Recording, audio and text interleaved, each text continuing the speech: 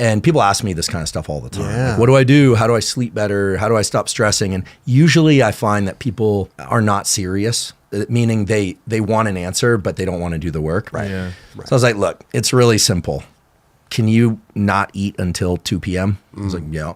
I'm not hungry in the morning. I'm like, great, drink coffee, drink water, and in the morning, get up and just either run or get on some exercise bike and just pedal like someone's chasing you with a syringe full of poison. Right in the morning after when you wake up. Yeah, or, after a few minutes, give yourself some time, go to the bathroom. You're serious. Get up and go. No, I have questions about this Early because day. I'm the opposite, right? I find it hard for me to gain weight and stuff like that. So please continue, though. I got this question after. Yeah. So, the reason I felt any sense of agency in giving this information is, I've done a bunch of different things in neuroscience related to vision and neuroplasticity and stress, but I've done some work and continue to do some work with special operations and some of these groups that are interested in how you use biology to improve human performance over long periods of time. Okay. So, basketball players, military, these kinds of things.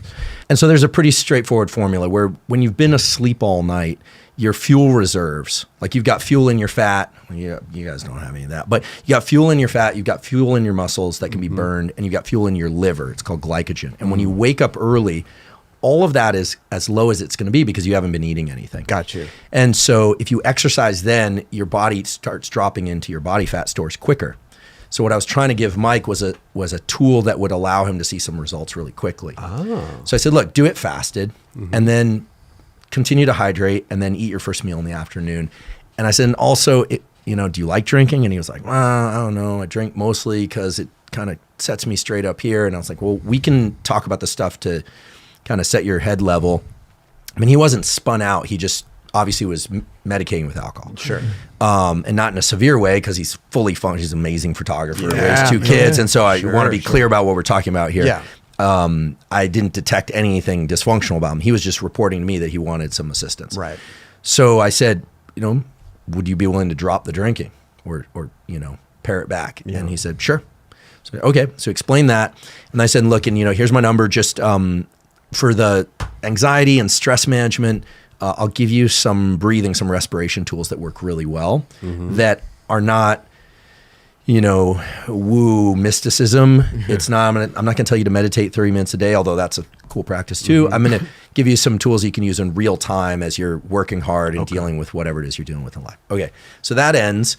The conversation ends, and Greg Hunt was there too, who I knew from growing up. Yeah. Talked to Greg a little bit, and then a year later, Mike reaches out and says, hey man, thanks for all that stuff you gave me. I was like, oh, cool. And he's like, I lost 60 pounds and I haven't had a sip of alcohol since we talked last and feeling pretty good. Damn. And I was like, so how did you do it? He's like, well, I get on the bike and I pedal as hard as I can and like someone chasing me with a syringe full of poison. Sure. And, I was like, he remembered. And I was so impressed. Like very few people can just take the menu and just do it. Go. Right? Right. And maybe it's his Midwest upbringing. He did get gifted a AK rifle for his 9th birthday, living in Ohio growing up. Mike's, Yeah.